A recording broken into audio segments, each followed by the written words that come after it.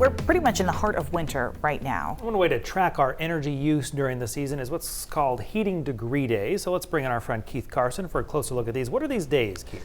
Well, yeah, so it's a standard thing in the heating and cooling industry, but let me explain it to you quickly. The idea of a heating degree day is that if your average temperature, the combination of your high and your low, if your average temperature is 65, on that day you wouldn't need either heating or cooling.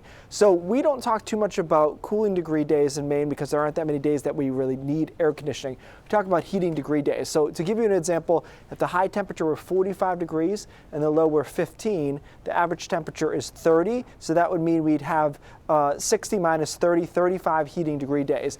All of that to say, when we talk about our goal here today, Project Heat Telethon, we are in the middle of winter and we still have a lot of heating left to go. So our heaviest heating degree days in a place like Lewiston is actually the month of January. So we're rounding out the end of that, and luckily we didn't have a particularly cold January so far. But if you look at February and March and even April, a lot of people, as you know, if you've lived in Maine for a while, these are still months when the heating demand is there. So we've got a lot of heating demand left in February, March, April, and in some cases you've got a little into May as well, and then we come back around the other side into the season. So we've got a lot of demand, a lot of money still to be spent on heating. And the other thing to think about is over the last 10 to 15 years, our winters have kind of started a little bit later. We've had them drag a little bit later into March. So often our coldest days in more recent history have come in February. So it's just another reminder, Brian and Amanda, why this is so important if you can donate tonight, because we have a lot of this